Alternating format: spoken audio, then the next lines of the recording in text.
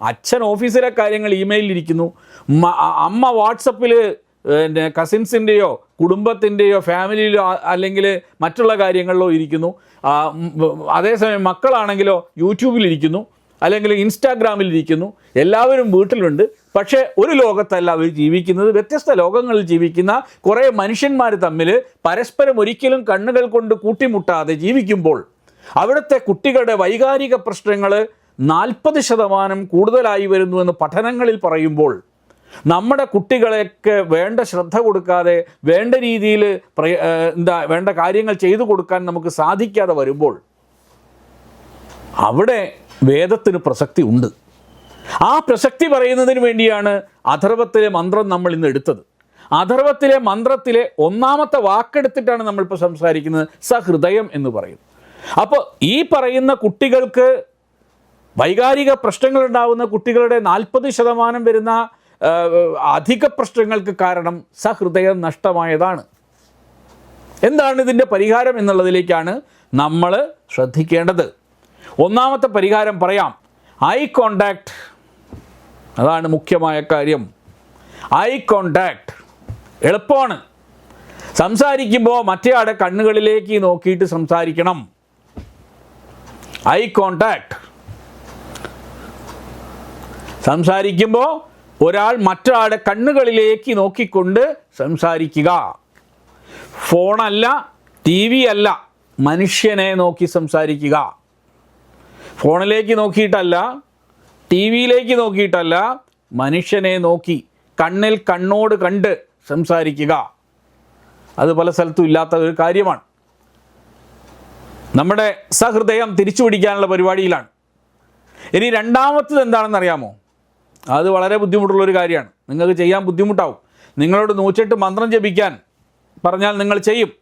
പക്ഷേ ഈ പറയുന്ന കാര്യം ചെയ്യാൻ വലിയ ബുദ്ധിമുട്ടാണ്. അതെന്താണെന്നറിയാമോ? Active listening. ശ്രദ്ധയോടെ കേൾക്കുക.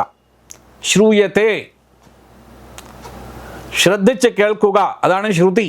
വേദം എന്നുള്ള വാക്കിൻ്റെ അർത്ഥം തന്നെ ശ്രുതി എന്നല്ലേ. വേദം എന്നുള്ള വാക്ക് പോലും ശ്രുതി എന്ന വാക്കിൽ വലിയ പ്രാധാന്യം കൊടുക്കുന്നുണ്ടെന്നർത്ഥം. ഒരാൾ പറയുന്നത് അവസാനം വരെ കേൾക്കാനുള്ള ഒരു ശാന്തത ഉണ്ടാവുക. അതിനിടയിൽ കയറി പറയാതിരിക്കുക. നടുക്ക് പോയിട്ട് ഉപദേശം കൊടുക്കാണ്ടിരിക്കുക. മുഴുവൻ കേൾക്കാതെ നടുവ് പോയിട്ട് ഉപദേശം കൊടുക്കുന്ന ചില പരിപാടിയുണ്ട്. അതുപോലെ മുൻവിധിയോടുകൂടി എനിക്കറിയാം അതെന്താണ് എന്ന് പറയുന്നൊരു സ്വഭാവം ആളുകൾക്കുണ്ട്. എനിക്കറിയാം എന്താ പറയാൻ പോകുന്നത്, എനിക്കറിയാമെന്ന് പറയും. അത് ശരിയല്ല, അങ്ങനെ പറയാൻ പാടില്ല. നിങ്ങൾ ആക്റ്റീവ് ലിസണർ ആവുക, നല്ലൊരു കേൾവിക്കാരനാവുക. അങ്ങനെ കഴിഞ്ഞാൽ തന്നെ വലിയ മാറ്റം ഉണ്ടാവും. പക്ഷേ 108 മന്ത്രം പറഞ്ഞാൽ ജപിക്കാൻ പറഞ്ഞാൽ ചെയ്യും. പക്ഷേ ആക്റ്റീവായിട്ട് ശ്രൂയത്തെ കേൾക്കണമെന്ന് പറഞ്ഞാൽ ഈ വാക്യം പലരും കേൾക്കാൻ ബുദ്ധിമുട്ടാണ്. ഇവിടെയാണ് നമ്മൾ രണ്ട് കാര്യങ്ങളും വളരെ ശ്രദ്ധിക്കേണ്ട വിഷയങ്ങളാണ്. ഇനി മൂന്നാമത്തെ കാര്യം, അത് വളരെ ഇമ്പോർട്ടൻ്റ് ആണ്. സഹൃദയം തിരിച്ചു പിടിക്കാനുള്ള വഴിയാണ് പറയുന്നത്. സഹൃദയത്തെ തിരിച്ചു പിടിക്കാനുള്ള മൂന്നാമത്തെ വഴി അനുഭവങ്ങൾ പങ്കുവയ്ക്കുക. അനുഭവങ്ങൾ പങ്കുവയ്ക്കുക. Share your experiences. ആഴ്ചയിൽ ഒരിക്കലെങ്കിലും കുടുംബവുമായിട്ട് ഒരുമിച്ചിരുന്ന് ആ ആഴ്ചയിലെ തൻ്റെ പുതിയ അനുഭവങ്ങളെ പങ്കുവയ്ക്കാൻ തയ്യാറാവുക. നാട്ടിൻപുറത്തൊക്കെ ആണെങ്കിൽ പാടത്തുകൂടി നടക്കാൻ പറയാം, വയലുകളുടെ ഇടയിലൂടെ നടക്കാൻ പറയാം. അതില്ലാത്തടത്ത് പാർക്കിൽ പോയെങ്കിലും നടക്കുക ഒരുമിച്ച്. ചെയ്യാൻ പറ്റാത്തതൊന്നുമല്ല. എല്ലാത്തിനും സമയമുണ്ട്. സമയമില്ല എന്ന് പറയുന്നിടത്താണ് സമയമില്ലായ്മ. അതുപോലെ പാർക്കിൽ നടക്കാൻ പോകുന്നത് പോലെ പാട്ടൊക്കെ പാടാൻ ശ്രമിക്കുക. അപ്പോൾ വട്ടായോ എന്ന് തോന്നും.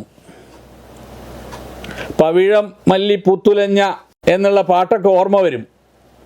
ആരുടെ? ശ്രീനിവാസൻ്റെ. അങ്ങനെയല്ല. പടുപാട്ടൊന്നും പാടാത്ത ആരും ഇല്ലല്ലോ. നമുക്കൊക്കെ പാട്ട് പാടാം. ഒരു പാട്ട് പാടിയാൽ എന്ത് സംഭവിക്കും? ഒന്ന് തുറന്ന് പാട്ട് പാടുമ്പോൾ കിട്ടുന്ന സന്തോഷം വളരെ വലുതല്ലേ. അതുപോലെ കളിക്കാൻ കൂടാം, ചെറിയ ചെറിയ കളികളിൽ ഏർപ്പെടാം, ഒരുമിച്ച് ആർത്ത് ചിരിക്കാൻ പറ്റും. ഒരുമിച്ച് എല്ലാവരും കൂടി ഇരുന്ന് ചിരിച്ചിട്ട് എത്ര കാലമായി? നിങ്ങളൊന്ന് ആലോചിച്ച് നോക്ക്. നിങ്ങളുടെ വീടുകളിൽ നിങ്ങൾ തന്നെയാണ് അവിടെ ഉള്ളത്. എത്ര കാലമായി ഒന്ന് ചിരിച്ചിട്ട്? എല്ലാവരും ഇൻസ്റ്റാഗ്രാമിലെ കഥ കേട്ട് ചിരിക്കുക എന്നല്ലാതെ ഇൻസ്റ്റാഗ്രാം എന്ന് പറയുന്ന ഒരു മൂന്നാമനില്ലെങ്കിൽ ചിരിക്കാൻ പോലും ആളുകൾ മറന്നുപോയി. വലിയൊരു സങ്കടം. ചിരിക്കാൻ വേണ്ടിയുള്ള മീറ്റിങ്ങുകളിൽ, ചിരിക്കാൻ വേണ്ടി നടത്തിയ ഉണ്ടാക്കിയ സംഘടനകളിൽ ആദ്യമൊക്കെ പൊട്ടിച്ചിരികൾ ഉണ്ടായിരുന്നെങ്കിൽ ഇപ്പോൾ അത്തരം മീറ്റിങ്ങുകളുടെ മുമ്പ് കൂടി നടന്നു പോകുമ്പോൾ ചിരി കേൾക്കുന്നില്ല എന്ന് മാത്രമല്ല, എല്ലാവരും മൊബൈൽ ഫോണിൽ കളിച്ചിരിക്കുന്ന ക്ലബ്ബുകളാണ്. ചിരിക്കാൻ വേണ്ടി ക്ലബ്ബ് ഉണ്ടായിരുന്നു തിരുവനന്തപുരത്ത് പണ്ട്. അപ്പോൾ നമുക്ക് നമ്മുടെ അനുഭവങ്ങൾ പങ്കുവയ്ക്കാൻ ആഴ്ചയിൽ ഒരു ദിവസമെങ്കിലും വേണ്ടേ? ഒരു ദിവസത്തിൽ ഒരു അരമണിക്കൂർ, ഒരു വലിയ സമയമൊന്നും വേണ്ട, ഒരു അരമണിക്കൂർ, ഒരു മണിക്കൂറൊക്കെ ഒരുമിച്ചിരുന്ന് കഥയൊക്കെ പറഞ്ഞ് വർത്തമാനമൊക്കെ പറഞ്ഞ് എന്തൊക്കെയുണ്ട് വിശേഷങ്ങൾ എന്ന് അങ്ങോട്ടും ഇങ്ങോട്ടൊക്കെ ചോദിച്ച് അനുഭവങ്ങൾ പങ്കുവയ്ക്കുമ്പോൾ അതുവരെ ഉണ്ടായിരുന്ന കനത്ത അന്തരീക്ഷം വളരെ പതുക്കെ പതുക്കെ മഞ്ഞുരുകി സാധാരണ നിലയിലേക്ക് വരാൻ സാധാരണഗതിയിൽ സംഭവിക്കാൻ സാധ്യതയുള്ളതാണ്. നമുക്ക് ഒരുമിച്ചിരുന്ന് ചിന്തിക്കാൻ പറ്റും. അപ്പോൾ ഇവിടെയൊക്കെ നമ്മൾ ആലോചിക്കേണ്ട പ്രധാനപ്പെട്ട കാര്യങ്ങൾ പങ്കുവയ്ക്കുക എന്നുള്ളതാണ്. Brought you by Kerala AIDS control society. HIV AIDS സംബന്ധമായ സംശയങ്ങൾക്ക് 1097 എന്ന 24 മണിക്കൂറും പ്രവർത്തിക്കുന്ന ടോൾ ഫ്രീ നമ്പറിലേക്ക് വിളിക്കുക. വാട്സാപ്പിലും ഫേസ്ബുക്കിലും ഒക്കെ സ്റ്റാറ്റസ് അപ്ഡേറ്റ് ചെയ്യാറുണ്ടല്ലോ. HIV സ്റ്റാറ്റസോ HIV പിടിപെടാനുള്ള സാഹചര്യങ്ങളിൽ കൂടി അറിഞ്ഞോ അറിയാതെയോ കടന്നു പോയിട്ടുണ്ടാവാം. എന്ത് തന്നെയായാലും മുൻകൂട്ടി പരിശോധിച്ച് HIV സ്റ്റാറ്റസ് അറിയൂ. സൗജന്യ HIV പരിശോധനയും കൗൺസിലിങ്ങും ആരോഗ്യ കേന്ദ്രങ്ങളിൽ പ്രവർത്തിക്കുന്ന ICTC അഥവാ ജ്യോതിസ് കേന്ദ്രങ്ങളെ സമീപിക്കുക. നിങ്ങളുടെ സ്റ്റാറ്റസ് എന്തായാലും വിവരങ്ങൾ രഹസ്യമായി സൂക്ഷിക്കുന്നതായിരിക്കും.